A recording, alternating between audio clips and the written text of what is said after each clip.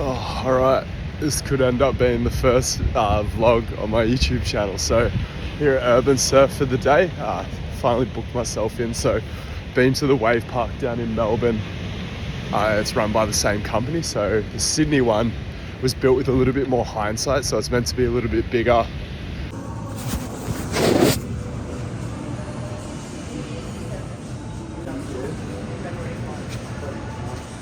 I'd say first look at the lagoon here, so I think that's an intermediate session out there.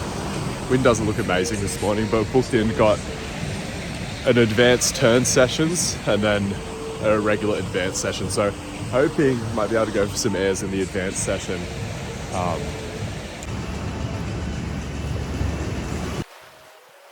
it was time to get my board ready, so just take it out of its cover, have a look at all the dings on it, and then give it a little bit of a fresh wax up and a comb.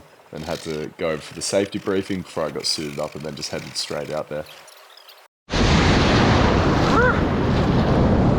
Oh, it's fucking cold.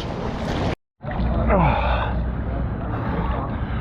so it's about like 7 AM in the little Western Sydney, so it's a bit colder than I thought it was going to be. So just bob around here for a bit. And the first wave will be coming out, and they just come out one at a time. Sort of out of nowhere. So the takeoff for the advanced sessions in Melbourne is actually a little bit awkward and difficult, but apparently one of the things with the Sydney one have made it a bit easier. Alright. So yeah, not the easiest takeoff. Let's see. Is Guy gonna make it? Alright, so first two have fallen, so I mean, they probably don't want me commentating. Let's see if third time's a charm. There we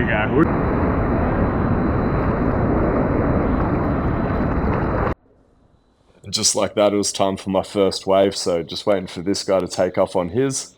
And you see the water drain out a little bit and my wave out of the corner of the screen. Unfortunately, I had the wrong setting on my GoPro, so that's one of the reasons I'm talking over this. One, I don't have any good music that I can afford to put over the background. All the free music absolutely sucks. And I had some super max view setting on my GoPro, which I don't have the correct lens for. So that was the end of my first wave. Not bad, pretty average though. But yeah, so the cold, I really wasn't expecting it. Like I was in a 3-2 wetsuit, which is good up until about, I don't know, 16 degrees, 15 degrees, you're really starting to push it. I reckon the water was max 12 degrees. Heaps of the guys out there were in booties, and I'm not used to surfing in booties, and I think there's a bit of an adjustment process, but I think I'd need to do that if I want to surf urban surf in winter, because like I couldn't even, if I stood up with my feet in the wrong position on the board, which just happens all the time. Normally you just wiggle your feet a little bit and then you can wiggle your feet into the right position, but my feet were just like rolling over themselves, and yeah, anyway, a little bit of cope, but I really struggled. I did see one guy do a bit of an air out there, like it was a little Napoleon Dynamite air, so like there was a little bit of a section, but I sure as shit couldn't find it. Like I said, I did okay. That turn was all right. We've had a few decent waves in here. Let's see what happens on the next one. But you can just see on a lot of them, especially if you pause it at any point where my board's passing through the screen, like my front foot is just about 2 or 3 inches past the widest point of the board. And that makes it's not a good position to carve from. Like you can do like more like snapping maneuvers, I guess, which are kind of cool, but like I said, you just want unless you're doing a huge punt with a big rotation or something like that, you want that foot right around where the wide point is. Alright, so this was the start of the second session, so I had enough warm-up waves. Just really glad that I actually packed 2 wetsuits, so I didn't have to get back into a wet wetsuit or stay in a cold wet wetsuit for a full hour, so a little bit of a princess, but that's just the benefit of having 2 wetsuits. Yeah, none of them were really thick enough to stay warm, but at least like getting into the wetsuit wasn't extra uncomfortable. That was a decent turn. This bodyboarder managed to get pitted the whole time. Like the actual barrel setting doesn't turn on until halfway through the advanced session, which is kind of frustrating. Like every single session that you book in at Urban Surf, they crank up the intensity halfway through the session, and I just have no idea why they don't give you the full intensity from the start of your session. But anyway, it is what it is. So I think this is my last wave coming up. You had a nice little barrel, more of a head tip. It's really hard to stall. You either stall too hard, the barrel just goes steamrolling past you, or you don't slow down enough. It just ends up being the biggest barrel dodge. This guy got a nice one. See, that was a nice little air. Alright, So had that's both the my end. sessions in. Hopefully you enjoyed the clips. Now heading back to the gong and into the gym for the first workout of the week. So day one, it's typically we warm up with some plyos. Then we've got our primary strength pieces. We've got some Olympic lifting and then just a bit of a pump to finish things off. Alright, so just got home. Gonna do a little bit of a quick refuel. Got some leftover steak and chimichurri. Unfortunately, I don't have any carbs, so just gonna have to compensate with extra caffeine. We got some orange juice in the fridge, so there's even no rice in there yet. In hindsight, this is way too zesty for a pre-workout meal, so I'm just going to go and train a little bit hungry and then eat this for dinner. Alright, just heading down to the bus stop now, get the bus into the gym. Probably take me 2 hours to make all the content, get all my training done, and then gotta have everything posted or at least scheduled by 8 p.m. Then we hop on our mentorship call. And the theme for this week on the mentorship is movement models, so that's a fun one. So the mentorship is an 8-week educational product, I guess, for coaches, like physios and stuff do it. One of the things I'm most proud of is sort of how diverse our customer base is here at General Physical Preparation. Yeah, it's like an 8-week intensive, so there's a topic that I'll lecture on each week, and then we'll have like Q&As and workshops. We're in the 12th intake of it now, so it sort of runs for 8 weeks, and then there's like 4 to 6 weeks in between intakes. So it runs 4 times a year. And yeah, I think we've had closing in on having 300 coaches through the mentorship now, and yeah, just like I said, we've had everything from somewhat beginner coaches all the way like people working at the collegiate or professional level, like team sports, people running their own businesses and things like that, sorry, sole trader, personal trainers. So starting to get to the point where like, I feel like we're actually having an impact on the industry. So a lot of people also ask me, what do I actually do for work? So started out as a personal trainer, and then as I started sharing more of my ideas around training online, especially during the gym shutdown, developed an education arm for my business because there was demand for that. I don't do much one-to-one coaching anymore. I just have a select handful of people who I work with. The main thing I'm focused on now in terms of training products is like developing more group programs and group products. So I've got a train along under the General Physical Preparation banner, so you can jump into the program, do the workouts that you're about to see me do in a lot of these vlogs. And I'm gonna stop yapping about what I do for work and just cut to my warm-up. All right, so this is Athletic Culture, the gym that I do most of my training at. And you can see on the right of the screen right now, that's today's workout that we're about to chop through. So let's get into our skin the cat.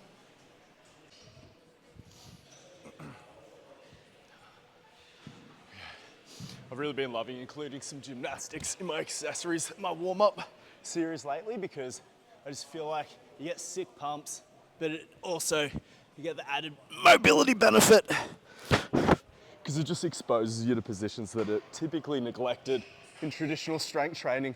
So it's not that you can't hit these positions in like your arm training or your accessories somewhere, but gymnastics, there's like the skill component, and you just naturally end up finding those positions a little bit more. No, go through it. It makes it more real. Everyone loves authentic content creation these days, so that's the whole shtick.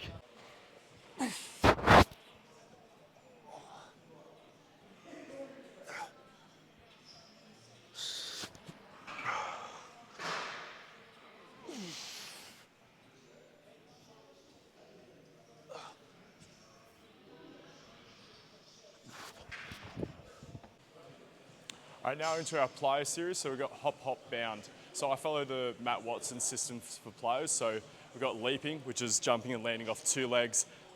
Bounding, which is jumping and landing where you're alternating between single leg. And we've got hopping, where you're just repeatedly jumping and landing with the same leg. So hop, hop, bound. What that allows us to do is just scale some of the demands in terms of like force production, but mainly like limb velocity and coordination. So one of the things that changes between jumping and landing off 2 legs versus doing it continuously off 1 leg isn't just the amount of force you have to put into the ground, but the amount of time you have to whip the leg around so you can hit the ground with momentum. So just by alternating the legs every second hop, it just buys you a bit more time, and it's a really good technique builder.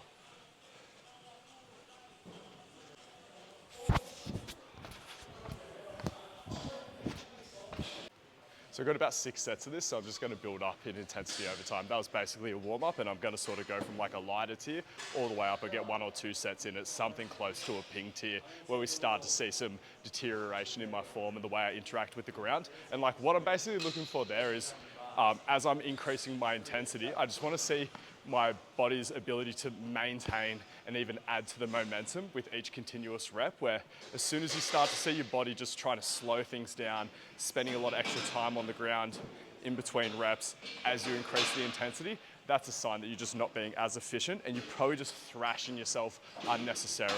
Whereas when you can just hang just under that intensity, where you start to lose that ability to interact with the ground really, really efficiently and not apply a lot of extra braking forces, like there's gonna be some braking forces, but that's essentially what the best jumpers do.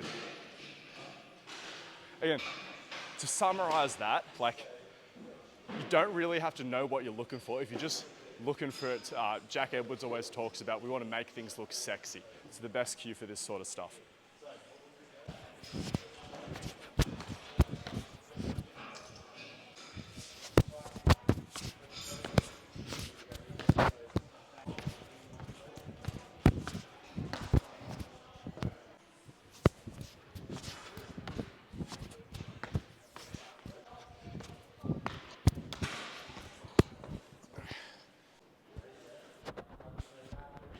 All right, so now it's Kang squats into primary squat. So I let people in the GPP program just pick their primary squat, because to me, squat is a squat. Don't care if you back squat one week, front squat the other week, help throw some hack squats in there.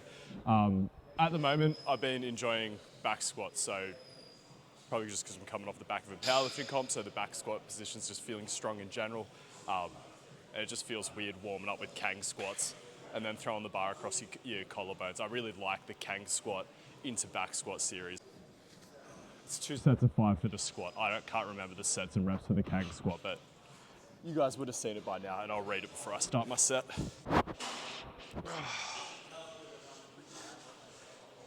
So yeah, it's just ass back, good morning it, and then knee bending into the bottom, ass backing your way out, and then standing up.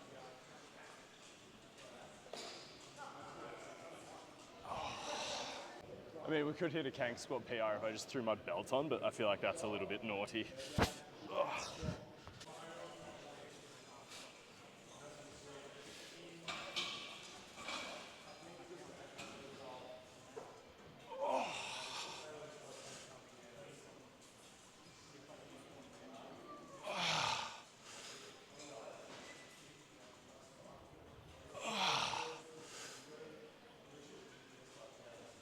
Let's just cheat and go for a top triple.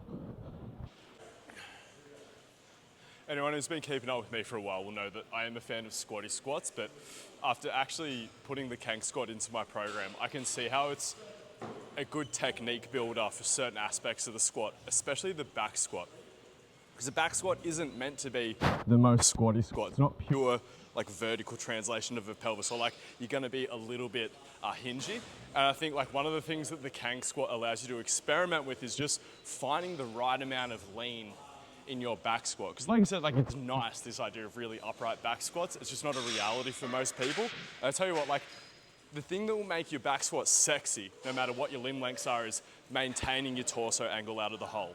Not trying to be bolt upright and then just folding like a deck chair once you get to the hard bit. So something to consider. And yeah, you don't have to use Kang squats to like draw that quality out in your squat. You can just sort of embrace the lean or like use that as a cue. But all right, I need to belt up for this, otherwise I'm gonna die on camera.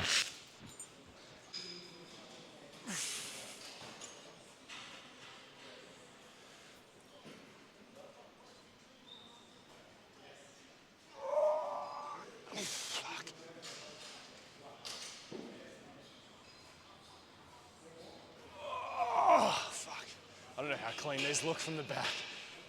It's good on the way down.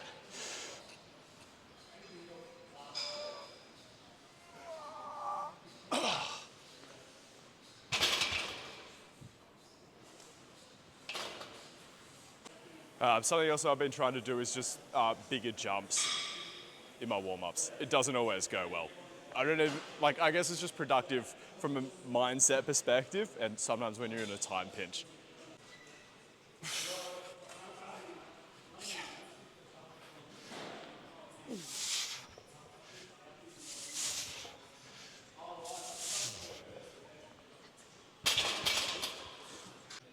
I mean, we haven't even put on our protective equipment yet.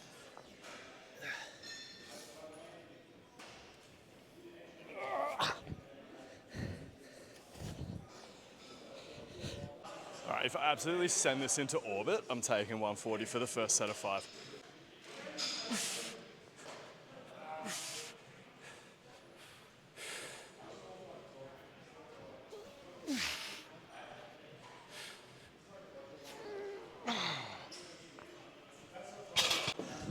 I think we're doing it. All right, so we want to see, or we want to imagine at the end that there's 2 reps in reserve here. I feel like there's a pimple right onto the bar on my shoulder.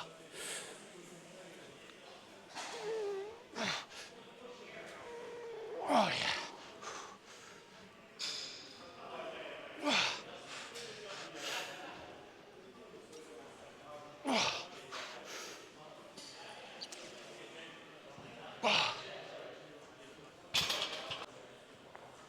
I think that was good. We're just going to do that one more time. All right, I'm going to try to put the bar a little bit lower on my traps this time because I think I've sort of overcorrected since the low bar fiasco.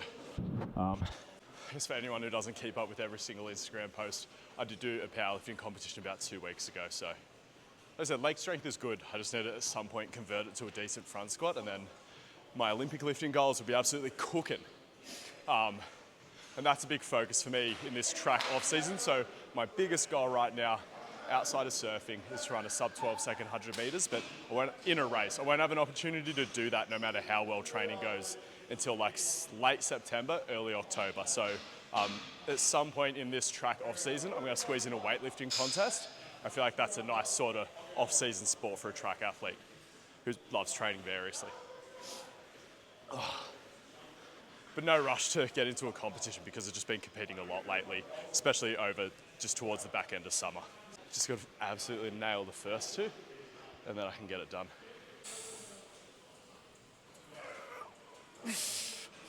Okay.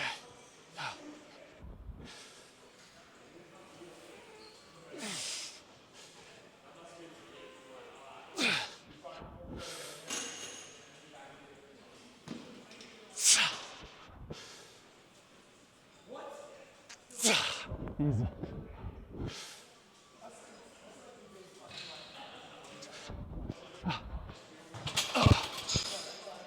I think that was pretty in the pocket for me at least.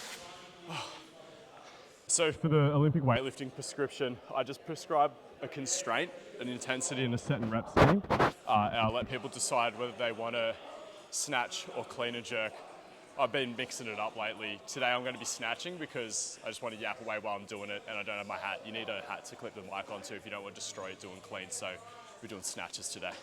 So our constraint is low hang. So we're lifting from the hang, but the bar has to go below the knee on the eccentric.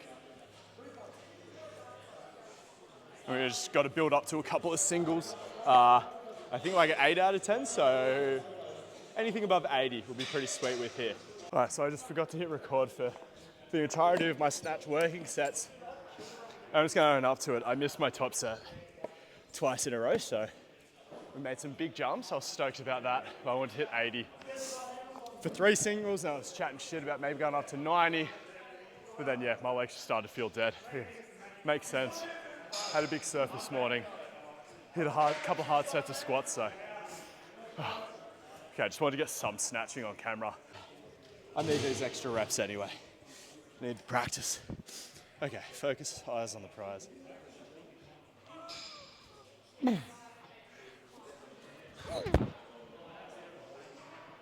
Come on, focus.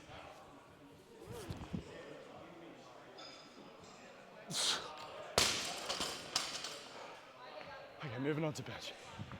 All right, so on to bench press. I don't actually know what the program says for this week, but I'm actually experimenting with the bench press setup this month ahead of schedule. After having Sean Noriega, also known as Hamstring Puppy, on the podcast last week, I brought up my bench press conundrums with him. Like, I'm in a situation where I'm really happy with how training's progressing in general. Bench is coming along, but then just like anytime I'm not super consistent with the programming, my horizontal pressing strength just goes to shit. How I've been running the structure, oh man. for at least the last 6 months with the bench press setup. So we've been horizontal pressing, whether it's benching 2 times a week or 1 bench and then 1 dip session. And one of those has been biased to intensity, one of those has been biased towards volume. And obviously there's an inverse relationship between those two things. But after talking to Sean Noriega about it, what he said to do, because it's so low frequency and low volume in the grand scheme of things, he was like, make sure you're hitting intensity and volume on both of those workouts, so then you're getting both of those stimuli twice a week, and that just seems like more likely to increase our bench press progress.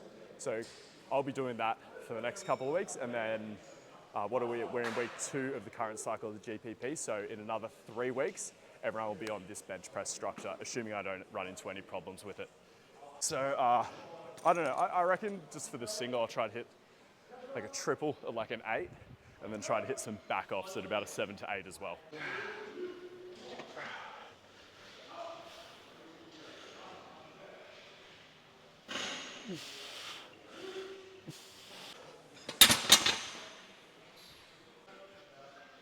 This should not be the absolute top set. Oh, jeez.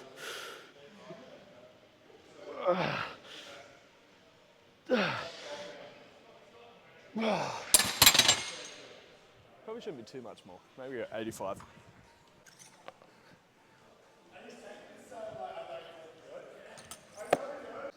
I know this isn't the most riveting training footage. Just consider this me being vulnerable and authentic. I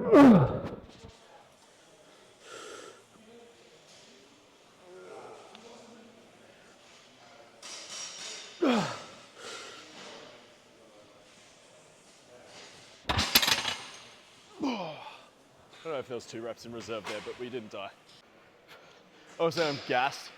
I need to get home to churn out this content and then get ready for the mentorship call because I want to go over the lecture notes before I start. So I'm going to hit 2 back off sets here, finish off with side bends, and then we'll wrap up for the day.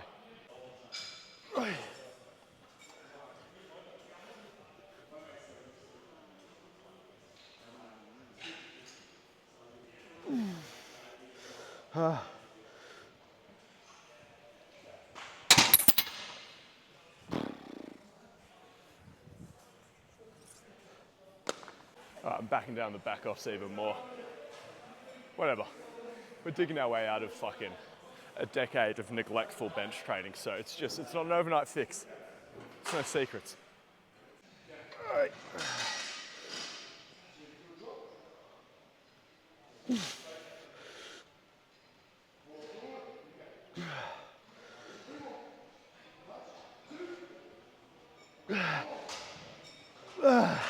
Come on, get to 8, Jesus. All right, so a bit of direct core work is my favorite way to loosen up after some heavy lifting. And again, like a lot of people neglect their core or they just train it isometrically. I like to just treat it like every other body part. Like I said, I think it really doubles as your mobility work because there's such a concentration of joints in the axial skeleton, and you try your best to not move them when you're under a heavy barbell, but then in a lot of other exercises, I like to try to find opportunities. Move and stay loosey-goosey. If you want to train like this, you can get a free trial a week for free of the GPP program. Hit the link in the notes below. Or if you want to try some of those gymnastics progressions, you can get a free gymnastics program from the notes as well. And I'll see you for the next vlog. Oh, don't forget to subscribe as well. Thank you.